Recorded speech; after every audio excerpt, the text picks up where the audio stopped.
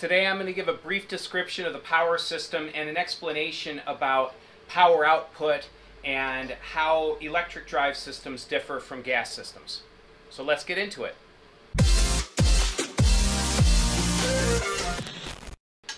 Alright, hello everyone.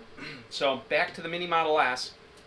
Now this is just a brief video giving a description of electric propulsion and how it differs from gas. And I'm doing this video primarily because I've been online reading go-kart forums and watching YouTube videos on guys building go-karts just to kind of get some ideas. And a number of comments have been made about aluminum frames and go-karts and why they're bad to use. And also I've had a number of people ask on my bicycle videos, and I've had people ask me also on discussion forums how it is that this little electric motor can be 14 horsepower. So, and also the mount system appears to be very small, and you know, gas engines are huge, and yet they put out much less power than what I'm claiming of this motor. So I wanted to give you guys a sort of an explanation, an overview on why you can use a chassis of this style and mounting system of this style, and the motor's so small even though there's this much power. And really what it boils down to is gas and electric systems are really apples and oranges. They very much are. More often than not, when you're building a go-kart or mini bike or whatever with especially a single cylinder engine, the main reason that you would use steel frame and very heavy duty mount components and axles and all that, there's two reasons. One is to save money. Using aluminum is very expensive, but another reason is just weight and vibration of the big gas engine. So say a 5 horsepower Briggs & Stratton or Tecumseh or Tillotson is a common engine these days. They're large, they're very, very heavy, and even with counterbalancers, they shake. So what that means is you have a big, heavy item that you're mounted down to a frame. Not only is it heavy, so it's just got a lot of gravity to it, but it's a heavy item that's also shaking. And because of that, steel really is preferable. Steel is more resilient in that if you take a steel framework and a basically identical aluminum framework, put the same amount of weight on them and shake them both, generally speaking, the aluminum is going to break. It's going to work harden at different areas and crack and break much, much sooner than the steel structure would. So for a gas engine application, especially with a single cylinder where there's a lot of shaking and a lot of weight in the engine, a steel frame, steel axles, and a very stout drive system does work best. However, in an electric propulsion application, the power delivery of an electric system is very smooth, very linear, and because of that, you're really only looking at torque loading stresses. You're not looking at the heavy weight bouncing. You're not looking at vibration of the object. You're just looking at torque, rotational torque of shafts, and pulling torque on belt and chain.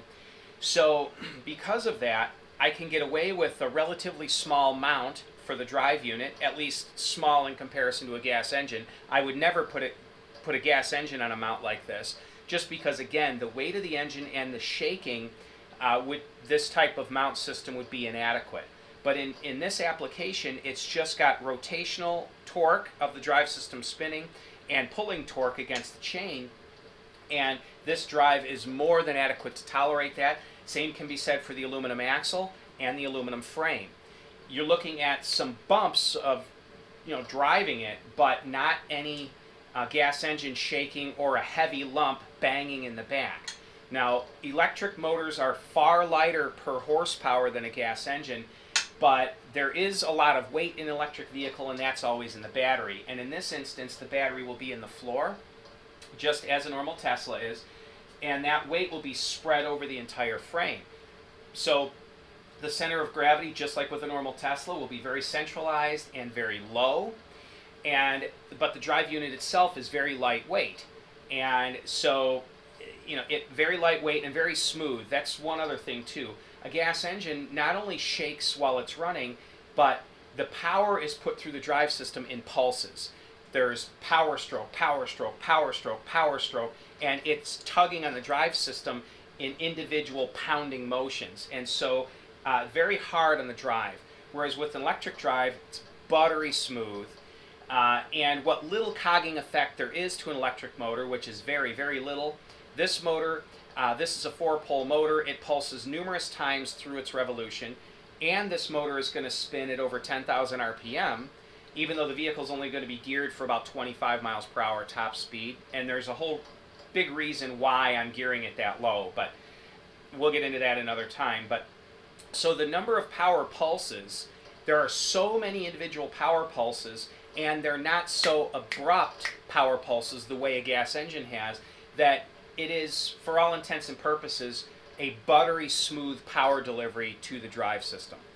So that's where we're at with it. Just a real quick explanation. This video, again, was just a quick question answer, because I've had a number of people ask, why am I saying that this is such a powerful drive unit, and based on this mounting, it's not that powerful. And I'll also give you some numbers here before we close out this video.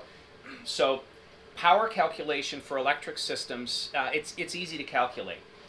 It is voltage times amperage gives you wattage, and then you can calculate horsepower based on the wattage. So in this instance, this motor with the controller that I'm using will pull a peak under acceleration. Now bear in mind, it's only a couple seconds at a time of acceleration, but peak under acceleration of 300 amps at about 44 volts, 45 volts under load. It's a 50-volt battery hot off the charger, but under load it will drop that down a little bit. So figuring conservatively 300 amps at about 45 volts. Now if you do the math, you then take voltage times amperage, and that gives you total wattage. Then you take that wattage and you divide that by 746, because 1 horsepower is 746 watts. So voltage, in this case we'll call it 45 volts under load, times amperage, 300 amps. Then you divide that by 746, that is how many watts per horsepower, and that gives you a horsepower rating. But then also, these motors aren't 100% efficient. There is some loss to heat, and the drive line, there's some loss.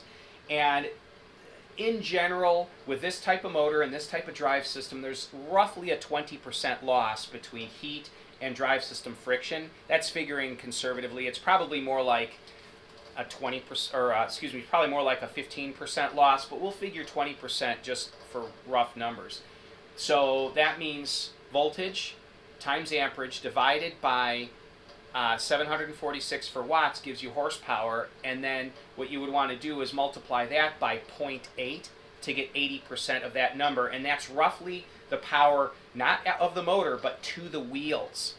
So this is a solid 14 horsepower to the wheels, and the torque numbers are mind-bending, and I can get into that another time, but this will be 14 horsepower to the wheels, and again, that's under acceleration.